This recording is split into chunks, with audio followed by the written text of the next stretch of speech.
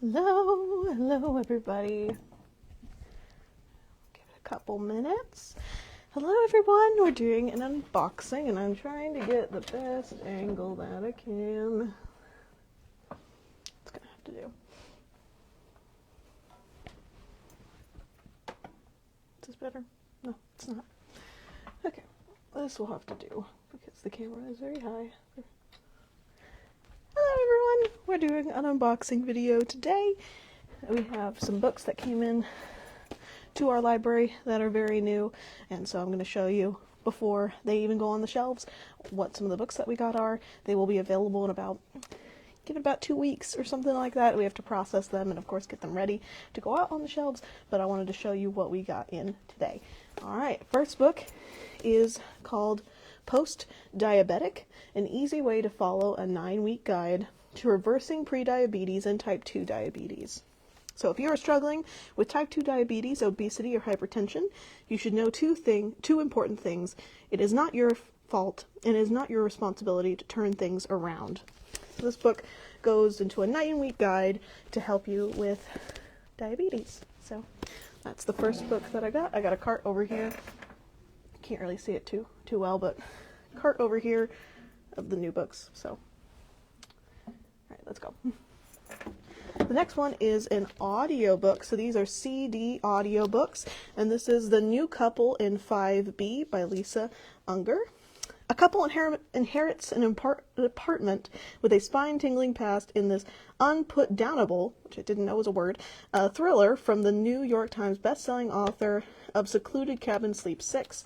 So it's kind of like a mystery-type thriller. These are DVD sets, so you can put the DVDs like in a DVD player or whatever. This is going to be on the shelves soon. The New Couple in 5B. Again, it is a DVD set that you can check out. They check out for the same amount of time as a regular book because, I mean, it is a regular book. You're just listening to it. Next in the unboxing, and hello to anyone who has joined. This is an unboxing video where I show you new things that have come in from the mail that are going to be part of our library. Northwoods, again, another DVD set. On a warm summer night in a picture-perfect Midwestern resort town, a teenage boy is found dead in the lake. This is no accident. There will be devastating consequences that reach far beyond the Northwoods' placid shores and pristine forests. So this is Northwoods. It is read by Chris Henry Coffin with Zach Elman, and it is by Amy Pease. It is a disc set of the audiobook. Next, we have The Bear Man Murders, unraveling the Mojave Desert's most mysterious unsolved crimes. So, this one, yeah, let's say, this one looks pretty interesting. It is by Doug Carey, and Frida Lee Mock said that the twists and turns in The Bear Man Murders will have you on the edge of your seat. The story begins at a desert oasis where a couple vanishes after bathing with strangers. By investigating the people on scene, Carey presents a theory about how deviant sexual dynamics may have led to a double murder. So, very, very interesting. Oh, I don't know if there's any way I could show my cart really well, but that's what we got so far. And there's still more books to be had. Alright, this one is called Nuclear War, a Scenario by Annie Jacobson. So, I like the cover on this one. This story of what the moments after an inbound nuclear missile launch could look like is based on facts sourced from exclusive interviews with presidential advisors, cabinet members, nuclear war engineers, scientists, soldiers, airmen, special operators, Secret Service, emergency management experts, intelligence analysis, civil servants, and others who have worked on these macabre scenarios over decades. So this book is fiction, but she used a ton of different good sources of people who have dealt with this kind of scenario where like this was actually a threat to be able to write this work of fiction. It's Nuclear War by Annie Jacobson, and I wish it wasn't backwards. Wish I could put my camera around. I mean, I could, but then I wouldn't be able to see what I'm doing and if I'm on screen. Alright, the next book that we have here, and I really like this cover, it's really nice. Bunyan and Henry, or The Beautiful Destiny, by Mark Cecil. Let's see what it's all about. A large-hearted reimagining of beloved all-American legends, this epic debut novel brings men of myth Paul Bunyan and John Henry alive like never before as they team up for an adventure with deep interrogations of race, class, and industrialization. Bunyan and Henry by Mark Cecil.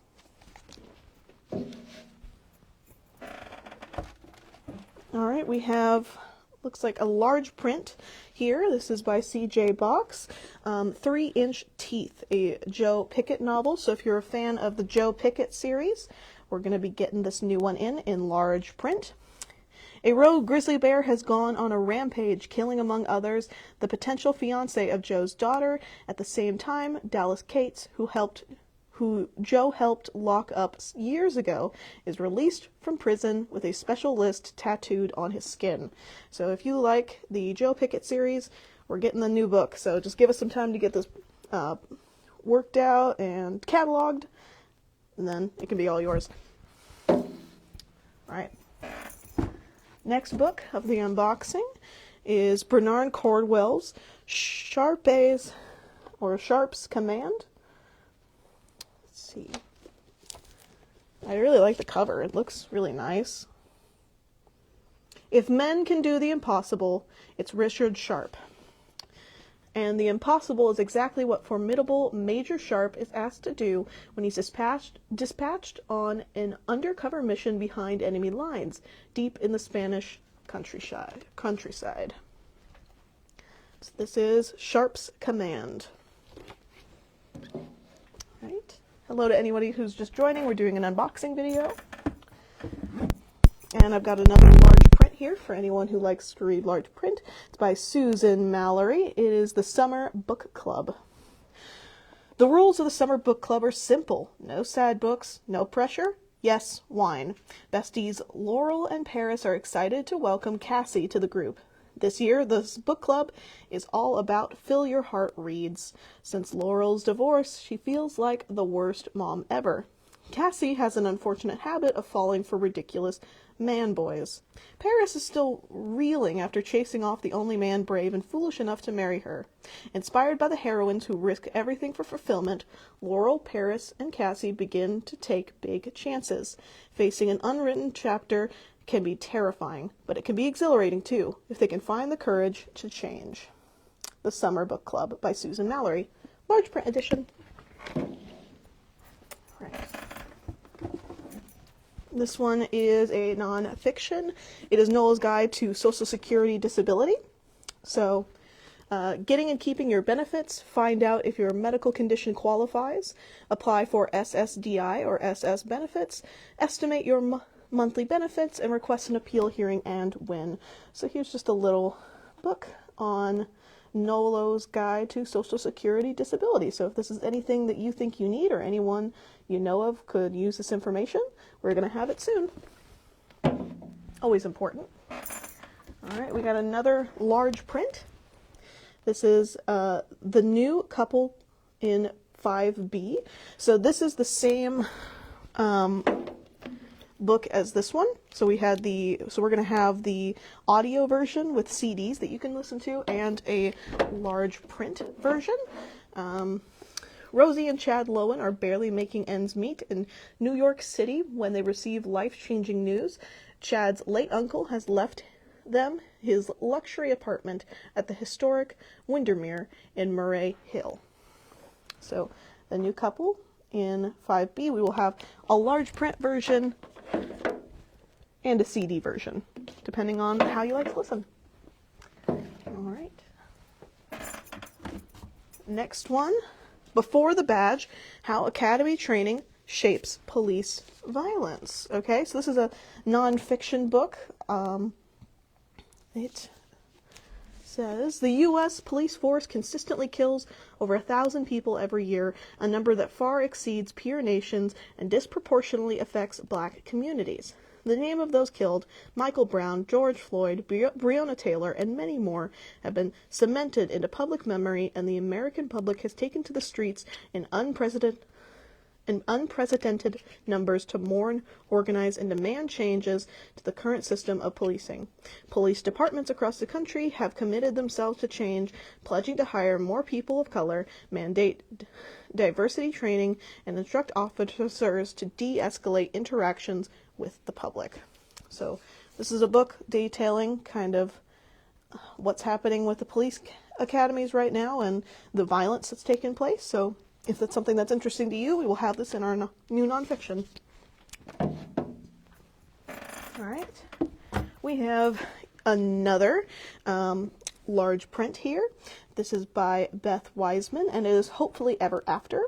It is the third book of the Amish Bookstore novels. So this is the third installment of the Amish Bookstore series.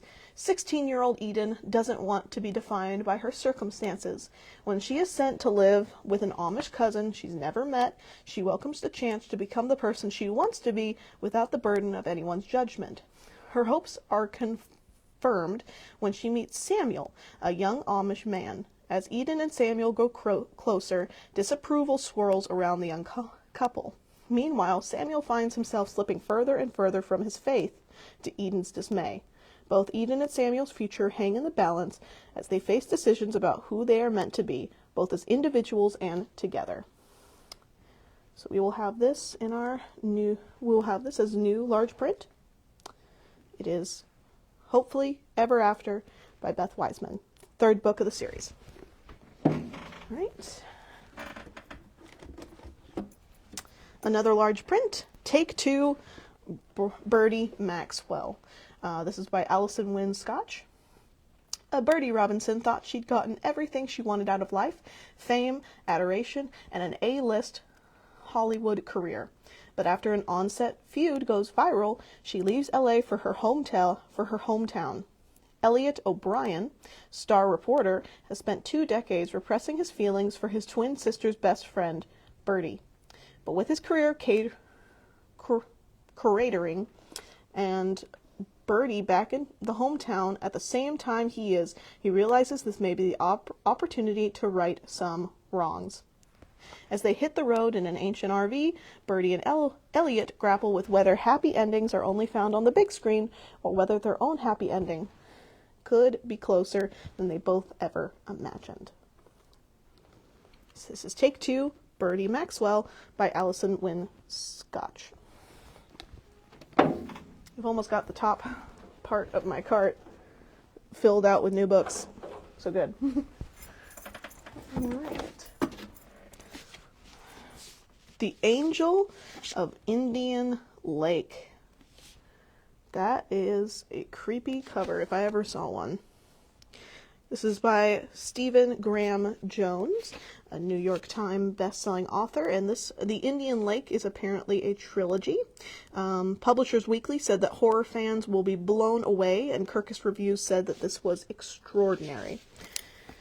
So this is the final installment in the most lauded trilogy in the history of horror literature. That is quite a thing to say. It's been 4 years since Jade Daniels last set foot in Proof Rock, Idaho. Since then, her reputation and everything around Indian Lake has changed dramatically. There's a lot of unfinished business in her hometown, from serial killer cultists to the rich trying to buy Western authenticity. But there's one aspect of the savage history of Proof Rock, Idaho, no one's got the mettle to confront. No one except a final girl making her last stand, this time for everything. So this is the final installment in this Indian Lake trilogy, The Angel of Indian Lake by Stephen Graham Jones. Okay. This is another really thick book. Don Winslow's The Border is a novel, a formidable thriller, important and provocative, says Wall Street Journal. For more than 40 years, Art Keller has been on the front lines of America's longest conflict, the war on drugs. His obsession with defeating the world's most powerful, wealthy, and lethal kingpin, the godfather of the Sinaloa cartel, Aiden Barrera, has left him bloody and scarred, cost him the people he loved, even taken a piece of his soul. Now Keller is elevated to the highest ranks of the DEA, only to find that in destroying one monster, he has created 30 more who are wreaking even more chaos and suffering in his beloved Mexico, and not just there. So this is a book about the war on drugs called The Border by Don Winslow. It's quite a thick book. All right. This one is called Play Dirty by Laura Leigh. Or Laura Leah, I guess. Laura Leah is one of my favorite writers. The original and still the best, says Sylvia Day, a New York Times best-selling author. She saved his life when they were kids, and then he saved hers. When she became a young woman, Poppy knew she would never love anyone the way she loved Jack Lee Bridger. But after a near tragedy, Jack left home to become a Navy SEAL, and Poppy knew there wouldn't be another like him. Not for her. Poppy knows that he will do anything, absolutely anything, to keep her safe. But she trusts him to protect her body. But can she trust him with her heart? So, Play Dirty by Laura Leah.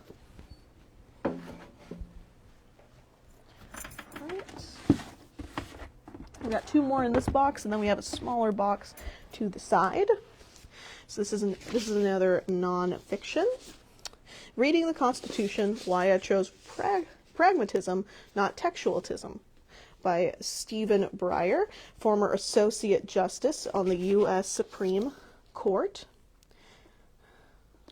It is a provocative, brilliant analysis by recent retired Supreme Court Justice Stephen Breyer of the textualist philosophy of the current Supreme Court supermajority.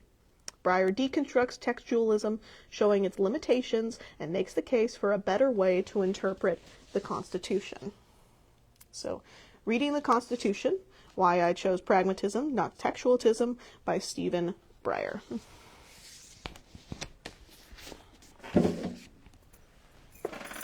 Right.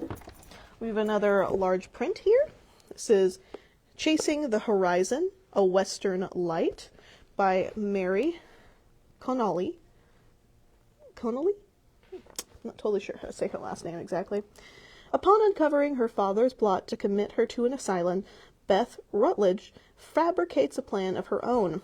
She will rescue her mother, who had already been sent to the asylum, and escape together on a wagon train heading west. Wagon train scout Jake Holt senses that the mysterious women in his caravan are running from something. So this is a Western called Chasing the Horizon. It's a large print. All right. See, I've got one more small box. Go right here. Get my scissors.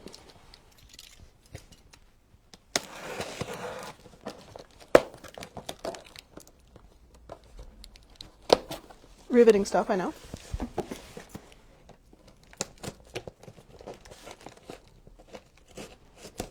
Okay. I had the other box already pre-opened, so. And it looks like we have a good amount packed in here, so let's get to it. The Rise and Fall of ECW. It's by Tom Lavero, with extensive interviews with Paul Heyman, Taz, Tommy Dreamer, and more. So this is a book about, looks like, wrestling. Independent wrestling promotions were once the norm all across the country. But as the 90s began, independents were looking for creative ways to survive. Several banded together to share cost and talent. They were known as the Eastern Championship Wrestling. Based out of a warehouse in Philadelphia, the promotion seemed doomed just to be one more 90-day wonder. They hired Paul Heyman, who told the company he would come in, shake things up, and leave. But Heyman stayed and refined professional wrestling in the 90s. He crafted a promotion that dared to push the boundaries of sports entertainment. What he created became Extreme Championship Wrestling. So if you're into the history kind of wrestling, this is The Rise and Fall of ECW by Thom Lavero. Okay. Next we have, oh, they fell, but Catherine Coulter's The Hellion Bride. It's a little book here.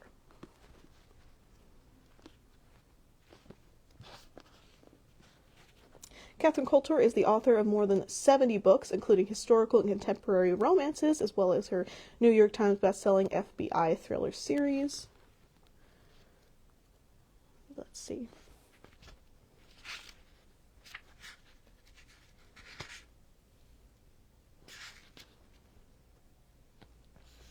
Sophia has successfully controlled every man in her orbit until she met Ryder Sherbrooke, a man she knows immediately is different from the others, a man she sees as one of Hell's own sons.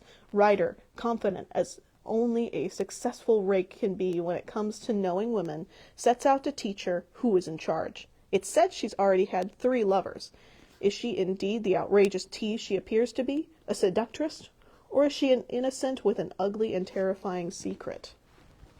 So Karen Coulter's A Hellion Bride.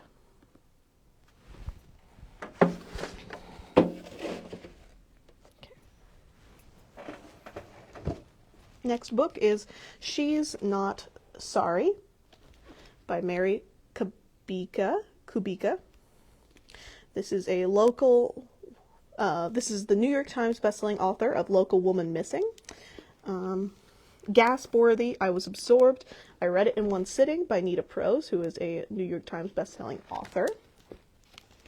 An ICU nurse accidentally uncovers a patient's frightening past in this riveting thriller. Megan Michaels is trying to find balance between being a single mom to a teenage daughter and working as a full-time nurse. While Megan is on duty at a hospital one day, a patient named Caitlin arrives in a coma with a traumatic brain injury. After jumping from a bridge and plunging over 20 feet to the train tracks below.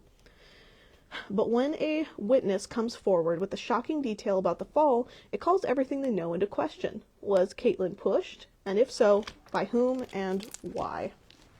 She's Not Sorry.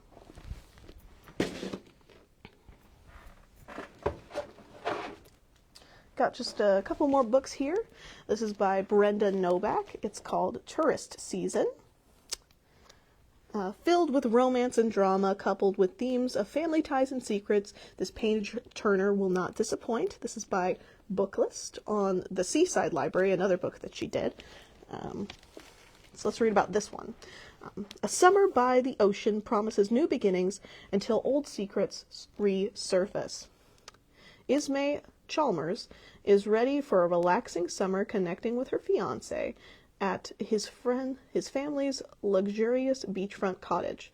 But before Remy can join her, a hurricane bears down on Mariners Island. Alone in a large house, Ismay makes a disturbing discovery in Remy's childhood closet. She's not sure what to make of it, but is relieved when the property's caretaker, Beau, checks in on her. So this is Tourist Season by Brenda Novak. Next, we have Kind of Blue by Miles Corwin. Genuinely suspenseful, far from predictable and satisfying by the Los Angeles Times. Kind of Blue has a plot that's so gritty and realistic, one has to keep in mind it is a work of fiction. It's that good. By the Tucson Citizen.